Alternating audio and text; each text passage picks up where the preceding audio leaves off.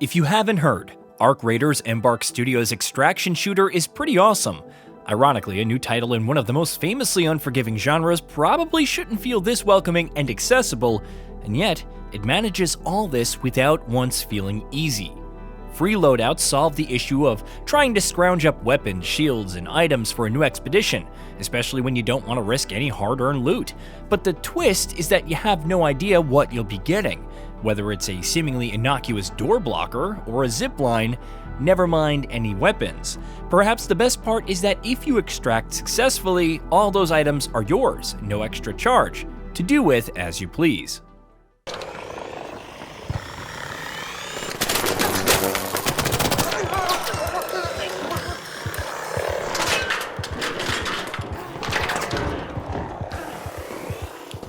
This feeds into resource acquisition, which is extremely streamlined, whether you're recycling items or simply visiting Scrappy for assistance. However, you need to take risks to complete the quests and make progress. Fighting Arc is possible with those starting weapons, but it becomes a whole lot more manageable when you're actually upgrading guns and bringing them into a run. Death is inevitable, and yet you still feel rewarded for your efforts with all the XP contributing to unlocking new skills. Those can provide an edge in numerous different ways, or at least extend your survivability, like crafting on the go or improving your stamina.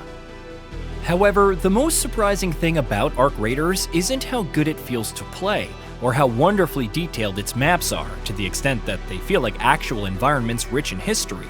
It isn't even the incredible performance, which feels perfectly optimized, or the endgame and some of the cooler augments that can be unlocked. Instead, it's the solo experience.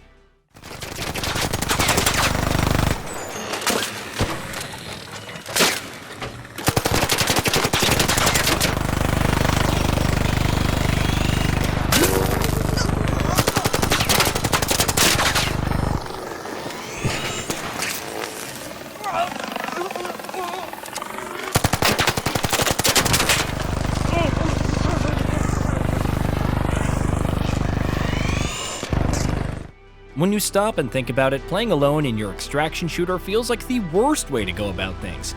If you're downed, then there's almost zero chance of being revived, which is a bad thing since all that hard-earned loot is gone, unless you have a safety pocket for some choice items. And naturally, because no one is available to watch your back, the sheer number of things that could kill you is extensive.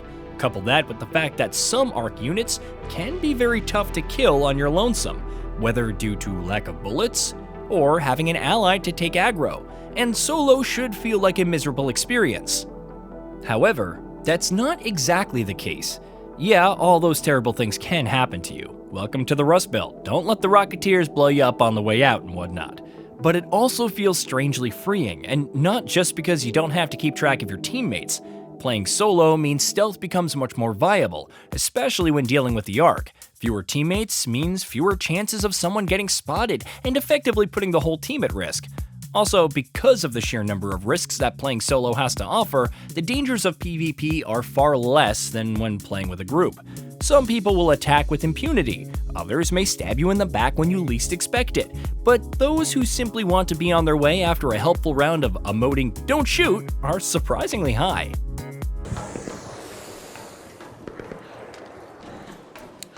Don't shoot! Don't shoot!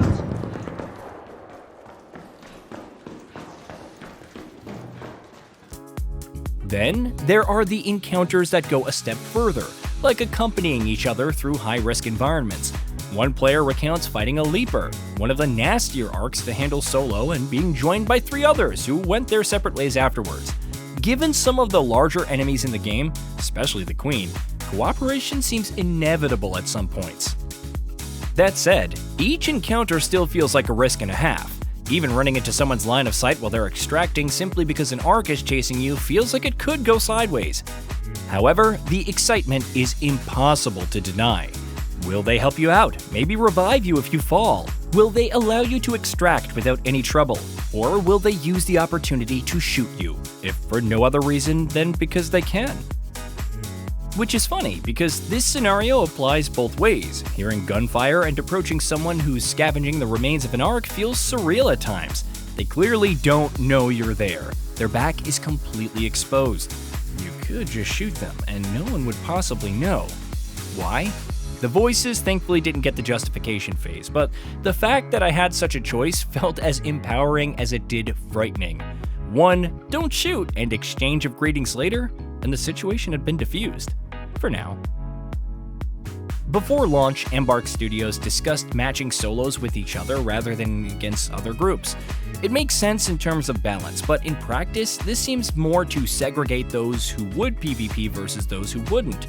Based on player accounts thus far, duos and squads are far more likely to attack each other than cooperate. Could future content introduce an incentive to force them to work together, even for temporary causes? Possibly, but for now, playing in a team feels like another way to experience Arc Raiders, rather than the only way. There's definitely some endgame potential in it, especially if you have one teammate handling essential items like healing or maybe specializing in long-range damage while another packs close-range weaponry. And that's one more reason why I enjoy the solo experience so much. Even if everyone was out for blood, the isolation and added caution add a whole new dimension to how I would play. Without friendly pings, I'm constantly keeping an eye on the skies, keeping my ears to the ground and moving carefully. I have to consider inventory space, what to carry back and what to leave behind. Compounding this are features like night raids, which offer far more valuable loot but an increased arc presence.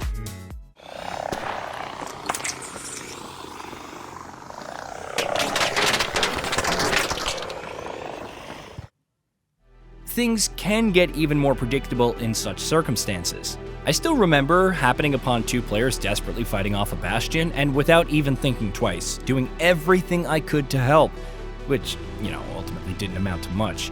The screeching sound it emitted before unleashing with its minigun still haunts me.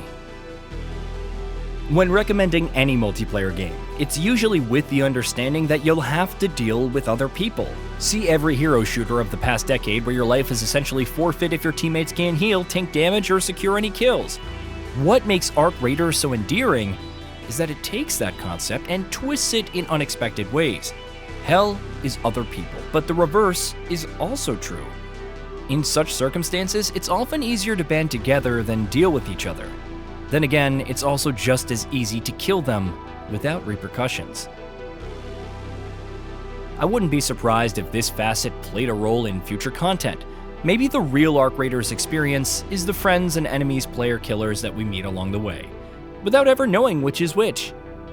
Either way, the thrill of setting out and relying on myself, meeting other people, and never knowing whether they'll put me in the ground or become my best friend for the next 10 minutes is as intoxicating as it is comforting.